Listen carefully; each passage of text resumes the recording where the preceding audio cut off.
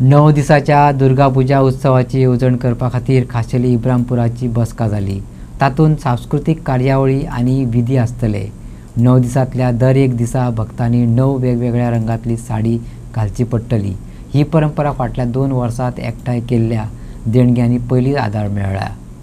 गोंयची गिरेस्त संस्कृताय आनी भक्ती तशेंच फुडली पिढी खातीर भोव गरजेची आसात म्हणून जाणकारांनी सांगले।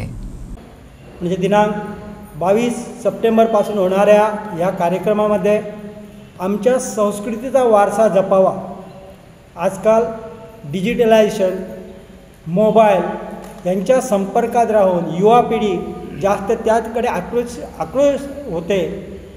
ती ह्या आमच्या पूर्वीच्या पारंपरिक रीतिरिवाजाकडे वळवण्याचा आमचा हा प्रयत्न, आमचा हा मानस आहे।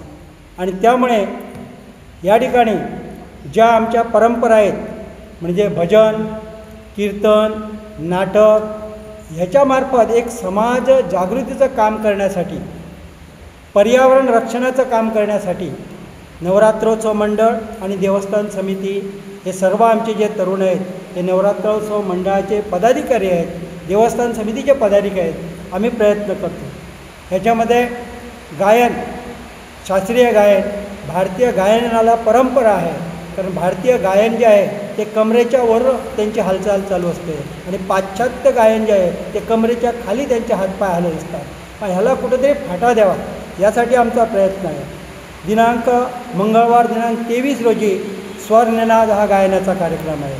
त्याचप्रमाणे बुधवार दिनांक 24 रोजी सांगीतिक कार्यक्रम होणार आहे। त्याच्यामध्ये ऋषिकेश ढवळीकर सारखे आपली कला पेश करणार आहेत। तसंच इतर गावातील महिलांना, गावातील युवतींना एक प्रोत्साहन मिळावं, गावातील मुलांना एक व्यासपीठ मिळावं म्हणून त्यांच्यासाठी विविध स्पर्धा आहेत।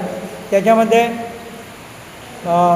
पारंपरिक पद्धतीनं वेणी घालणे, त्याचबरोबर गरबा, दांडिया यांचाही समावेश आहे, फुगडी यांचाही समावेश आहे, दिंडी यांचाही समावेश आहे।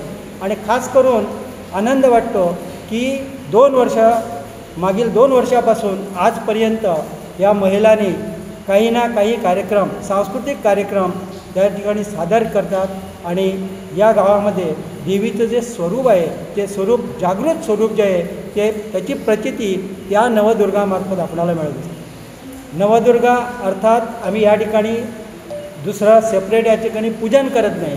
जी आमची ग्रामदेवता आहे, जी आमची कुलदेवता आहे, तीच सातेर, म्हणजे तिचा जो उगम आहे तो जमिनीतून झालेला आहे आणि त्या सातेरीलाच आम्ही नवदुर्गाचं स्वरूप देत असतो। आमचे जो हा कार्यक्रम होतो नवरात्रोत्सवाचा, तो नवरात्रोत्सवाचा कार्यक्रम करताना आम्हाला आनंद वाटतो। कारण काय की आम्ही ज्या वेळी आमच्या मित्रांना, आमचे वरिष्ठ आहेत त्यांना आमचे जे काही आयडिया आहेत ते सांगितलं की सगळे ते फॉलो करतात आणि ते आम्हाला पण एक नवीन आयडिया देतात आणि आमच्याबरोबर ते सतत काम करतात। आणि आमची जी मित्रमंडळी आहेत ते कुठल्याही वेळी कसलंही काम सांगितलं की नाही म्हणत नाही, आनंदाने येतात। आणि हा उत्सव जो असतो तो 9 दिवस चांगला एकदम मोठ्या धामधडाक्यात साजरा होतो आणि त्याच्यात आमच्याकडे तसं मोठं असं आर्थिक बळ नाही।